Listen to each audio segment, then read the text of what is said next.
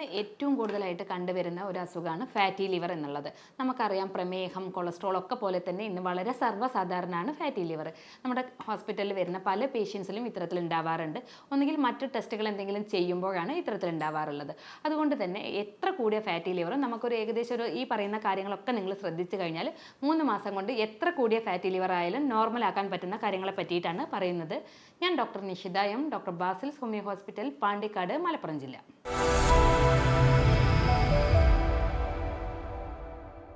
കരളിൽ അധിക കൊഴുപ്പ് അടങ്ങിയിരിക്കുന്ന ഒരവസ്ഥയാണ് ഫാറ്റി ലിവർ. ഇന്ന് നമ്മുടെ സമൂഹത്തിൽ പ്രമേഹം, കൊളസ്ട്രോൾ ഒക്കെ പോലെ തന്നെ ഏറ്റവും കൂടുതൽ ആളുകളിൽ കാണുന്ന ഒന്നാണ് ഫാറ്റി ലിവർ. പലപ്പോഴും മറ്റ് അസുഖങ്ങൾക്കായിട്ട് ഇൻവെസ്റ്റിഗേഷൻസ് ചെയ്യുമ്പോഴാവും അറിയാം ഫാറ്റി ലിവർ ഉണ്ട് എന്ന്. നേരത്തെയൊക്കെ നമുക്കറിയാം ഒരു ആൾക്കാരിൽ മദ്യപാനമുള്ള ആളുകളിലായിരുന്നു ഇത് കൂടുതലായിട്ട് ഉണ്ടായിരുന്നത്.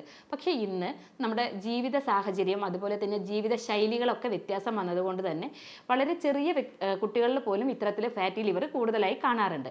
അതിന് പ്രധാന കാരണം നമ്മുടെ ജീവിത ശൈലി തന്നെയാണ്.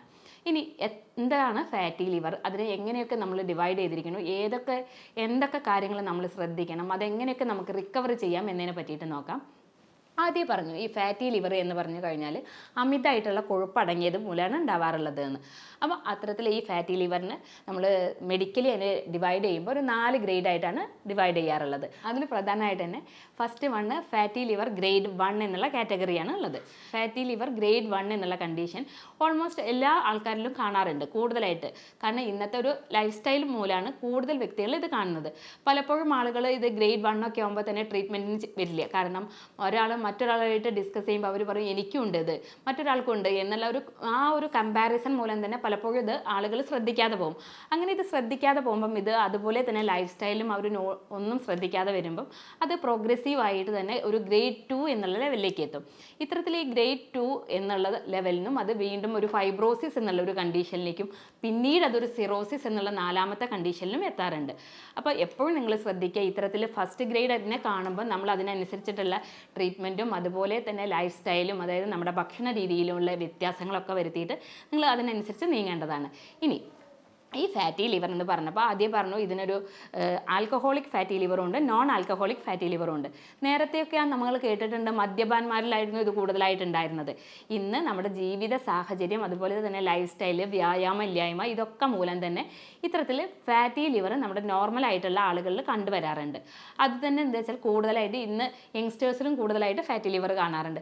നമ്മുടെ ഹോസ്പിറ്റലിലൊക്കെ കൺസൾട്ടേഷൻ വരുന്ന ഒരു 25+ ആയിട്ടുള്ള ആളുകളിൽ തന്നെ നമ്മൾ മറ്റുള്ള എന്തെങ്കിലും അസുഖങ്ങൾക്കായിട്ട് നമ്മൾ ഒരു സ്കാനൊക്കെ സജസ്റ്റ് ചെയ്യുമ്പം അല്ലെങ്കിൽ അവരുടെ ഒരു ബ്ലഡ് റൂട്ടീൻസ് ഒക്കെ ചെക്ക് ചെയ്യുമ്പം അതിൽ കാണാറുണ്ട് ഈ ലിവർ റിലേറ്റഡ് ആയിട്ടുള്ള ഹോർമോൺസുകളൊക്കെ എൻസൈംസ് ഒക്കെ കൂടുതലായിട്ട് കാണാറുണ്ട്. അതുപോലെ തന്നെ നമ്മൾ സ്കാൻ ചെയ്യുമ്പം ഗ്രേഡ് 1 ഫാറ്റി ലിവർ അല്ലെങ്കിൽ അതൊരു ഗ്രേഡ് 2 ഫാറ്റി ലിവർ എന്നുള്ള ഒരു കണ്ടീഷനിലേക്കൊക്കെ എത്താറുണ്ട്. ഇത്തരത്തിലുള്ള ഫാറ്റി ലിവർ വരാൻ ചാൻസ് കൂടുതലുള്ള വ്യക്തികൾ ആരാന്ന് വെച്ചാൽ അമിതമായിട്ടുള്ള വണ്ണമുള്ള വ്യക്തികൾ, അതുപോലെ തന്നെ ജീവിത ശൈലിയിൽ യാതൊരുവിധ എക്സസൈസും ഇല്ലാത്ത ആൾക്കാർ, അരക്കെട്ടിൽ കൂടുതലായിട്ട് വണ്ണമുള്ള വ്യക്തികൾ, അതുപോലെ തന്നെ കൊടവയറ് നന്നായിട്ട് ചാടിയിട്ടുള്ള വ്യക്തികൾ, ഇവരിലൊക്കെ എന്താ വെച്ചാൽ ഹൈ BMI ഉള്ള വ്യക്തികളിലൊക്കെ ഇത്തരത്തിൽ ഫാറ്റി ലിവർ വരാനുള്ള ചാൻസ് കൂടുതലാണ്.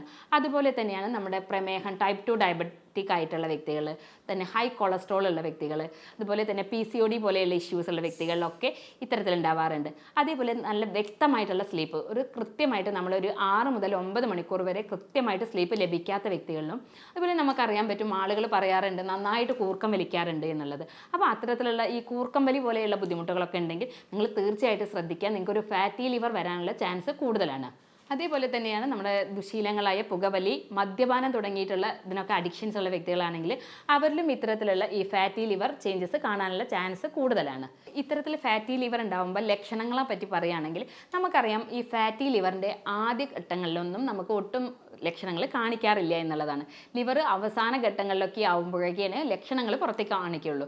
അതിൽ തന്നെ പ്രധാനമാണ് എന്താ വെച്ചാൽ അമിതമായിട്ട് ക്ഷീണം ഉണ്ടാവുക, അല്ലെങ്കിൽ അരക്കെട്ടിൻ്റെ ഭാഗത്ത് കൂടുതലായിട്ട് ക്രമാതീതമായിട്ടുള്ള വണ്ണം ഉണ്ടാവുക, അതേപോലെ നമ്മുടെ വയറിൻ്റെ വലത് ഭാഗത്ത് ഒരു ബുദ്ധിമുട്ട്, ഒരു വേദന പോലെയൊക്കെ ഫീൽ ചെയ്യുക എന്നിവയൊക്കെയാണ് തുടക്കത്തിൽ ഉണ്ടാവുന്ന ചെറുതായിട്ടുള്ള ലക്ഷണങ്ങൾ. ഇത് സീരിയസ് ആകുമ്പോൾ അതായത് 4th ഗ്രേഡ് ഒക്കെ ആകുമ്പോൾ നമ്മൾ കൂടുതൽ ബുദ്ധിമുട്ടുണ്ടാവുകയും വെയിറ്റ് കുറയുക എന്നുള്ളൊരു കണ്ടീഷൻ, അതുപോലെ തന്നെ വയറിൻ്റെ ഭാഗത്ത് ബുദ്ധിമുട്ട്, നമുക്ക് മഞ്ഞപ്പിത്തം പോലെയുള്ള ബുദ്ധിമുട്ടുകൾ ആളുകൾ നമ്മുടെ മലത്തിനകത്തെ കളർ വ്യത്യാസം തുടങ്ങിയവയൊക്കെ സിറോസിസ് പോലെയുള്ള കണ്ടീഷനിൽ വരാറുണ്ട്. നമ്മുടെ ബുദ്ധിക്ക് ഒരു മങ്ങലേൽക്കുക തുടങ്ങിയവയൊക്കെ സിറോസിസ് എന്നുള്ള കണ്ടീഷൻ ആകുമ്പോഴേക്കും ഉണ്ടാവാറുണ്ട്. അതുപോലെ തന്നെ പെട്ടെന്ന് വണ്ണം കുറയ്ക്കാൻ വേണ്ടിയിട്ട് ആളുകൾ പലതും ചെയ്യാറുണ്ട്. അത്തരത്തിൽ പെട്ടെന്ന് വണ്ണം കുറയ്ക്കുന്നതും നമ്മുടെ ഒരു ഫാറ്റി ലിവർ ഉണ്ടാവാനുള്ള കാരണമായിട്ട് മാറാറുണ്ട്. അപ്പോൾ ഇനി ഇത്തരത്തിൽ ഫാറ്റി ലിവർ നിങ്ങൾക്ക് ഉണ്ട് എന്ന് നിങ്ങൾക്ക് സംശയം ഉണ്ടെങ്കിൽ നിങ്ങൾ എന്തൊക്കെ ടെസ്റ്റുകളാണ് ചെയ്യേണ്ടത് എന്നുള്ളത്. അതിൽ പ്രധാനമാണ് ലിവറിൻ്റെ എൻസൈംസ് ആയ SGOT, SGPT എന്നിവ നിങ്ങൾക്ക് നോക്കാവുന്നതാണ്. അതുപോലെ തന്നെ നിങ്ങൾക്ക് ചെയ്യാവുന്നതാണ് അബ്ഡോമിനൽ സ്കാൻ. അതുപോലെ തന്നെയാണ് ഫൈബ്രസ് സ്കാൻ.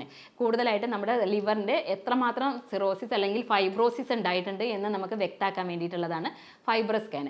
അതേപോലെയാണ് നമ്മുടെ ക്യാൻസർ പോലെയുള്ളതുണ്ടോ എന്ന് റൂൾ ഔട്ട് ചെയ്യാൻ വേണ്ടിയിട്ട് നമുക്ക് ബയോപ്സിക്ക് വേണ്ടി സെൻഡ് ചെയ്യാവുന്നതാണ്. ഇത്തരത്തിൽ ഫാറ്റി ലിവർ ഉണ്ടെങ്കിൽ നമുക്ക് എങ്ങനെയൊക്കെ അതിനെ റിക്കവർ ചെയ്യാം, അല്ലെങ്കിൽ ഈ കാര്യങ്ങളൊക്കെ ചെയ്ത് കഴിഞ്ഞാൽ തന്നെ നമുക്ക് അത് വിത്തൗട്ട് മെഡിസിൻ തന്നെ നമുക്കത് ക്ലിയർ ചെയ്യാൻ സാധ്യമാവും. അപ്പോൾ അതിന് എന്തൊക്കെ കാര്യങ്ങളാണ് നമ്മൾ ചെയ്യേണ്ടതെന്ന് നോക്കാം.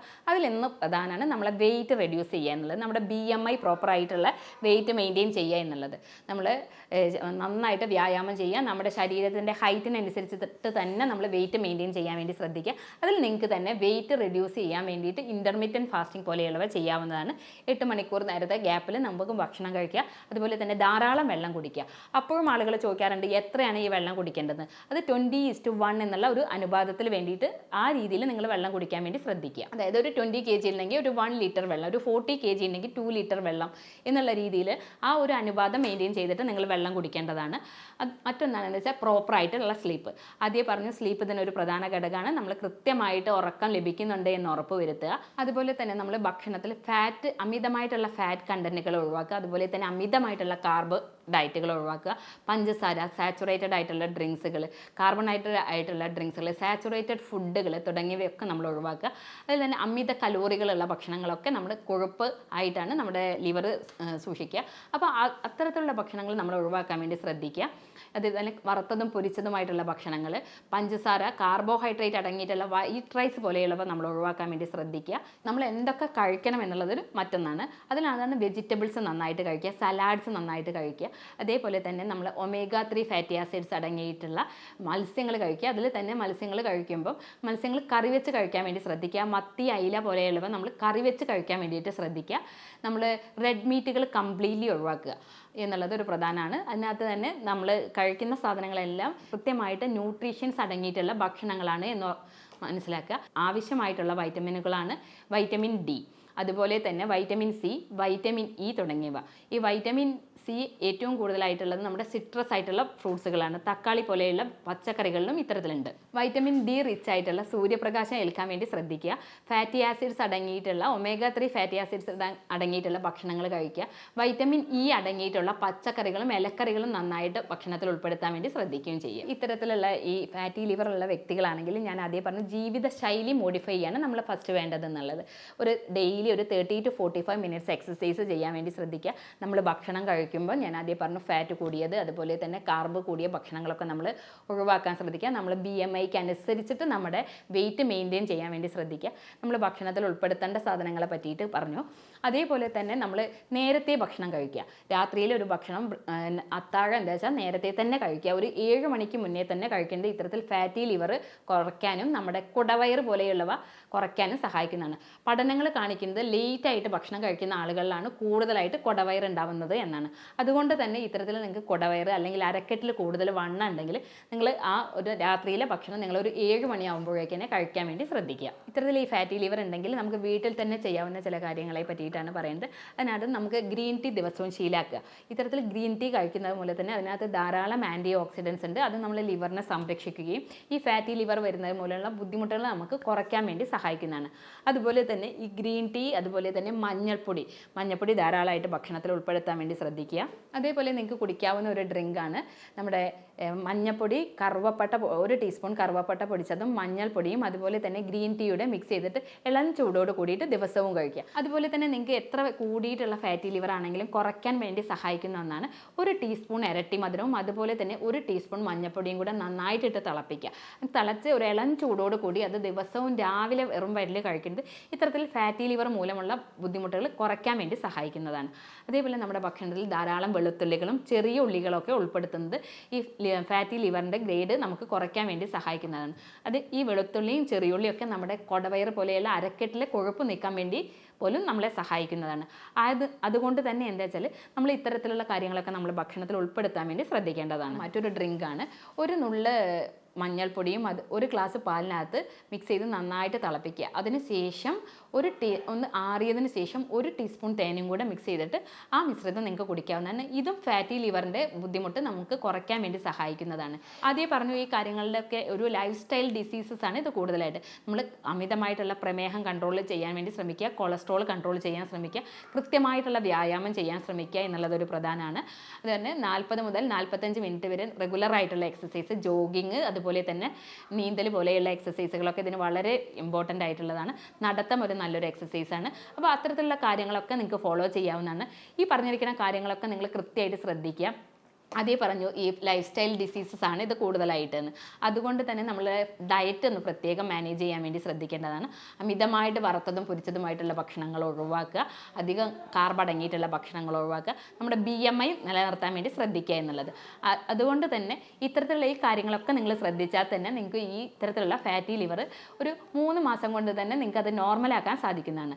അതല്ല ഈ കാര്യങ്ങളൊക്കെ നിങ്ങൾ ചെയ്ത് നോക്കിയിട്ട് നിങ്ങൾക്ക് അതിലൊരു വ്യത്യാസമൊന്നും കാണുന്നില്ലെങ്കിൽ നിങ്ങളൊരു ഡോക്ടറുടെ ഒരു സഹായത്തോടു കൂടി മാത്രം മരുന്നുകൾ കഴിക്കേണ്ടതാണ്. ഇത്തരത്തിലുള്ള കാര്യങ്ങളൊക്കെ നിങ്ങൾ ചെയ്ത് നോക്കിയിട്ടും നിങ്ങൾക്ക് കുറയുന്നില്ലെങ്കിൽ നിങ്ങളൊരു ഡോക്ടറുടെ ഹെൽപ്പോട് കൂടി മാത്രം മെഡിസിൻസ് കഴിക്കേണ്ടതാണ്. ഈ ഇത്തരത്തിലൊരു ബുദ്ധിമുട്ടുകളുള്ള ഒരു പേഷ്യൻറ്റിനെ ഞങ്ങൾ ചെയ്യാറുള്ളത് എന്ന് വെച്ചാൽ നമ്മൾ കൃത്യമായിട്ട് രോഗിയുടെയും രോഗത്തിൻ്റെയും ലക്ഷണങ്ങളൊക്കെ കൺസിഡർ ചെയ്തിട്ട് യൂറോപ്യൻ നിർമ്മിതമായ സോഫ്റ്റ്വെയർ ഉപയോഗിച്ചിട്ട് ജർമ്മനിയിൽ നിന്ന് ഇറക്കുമതി ചെയ്തിട്ടുള്ള പൊട്ടൻസി മരുന്നുകൾ കൊടുത്തിട്ടാണ് നമ്മൾ ഇത്തരത്തിലുള്ള ബുദ്ധിമുട്ടുകൾ ചെയ്യാറുള്ളത്.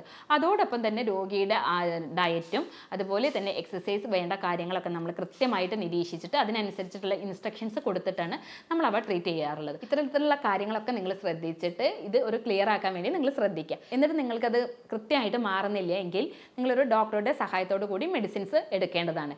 ഇനി ഇത്തരത്തിലുള്ള എന്തെങ്കിലും ബുദ്ധിമുട്ടുകൾ നിങ്ങൾക്കുണ്ടെങ്കിൽ നിങ്ങൾക്ക് എന്നെ ബന്ധപ്പെടാവുന്നതാണ്. ഞാൻ doctor Nishitha M, doctor Basil's homeo hospital, Pandikkad, Malappuram ജില്ല.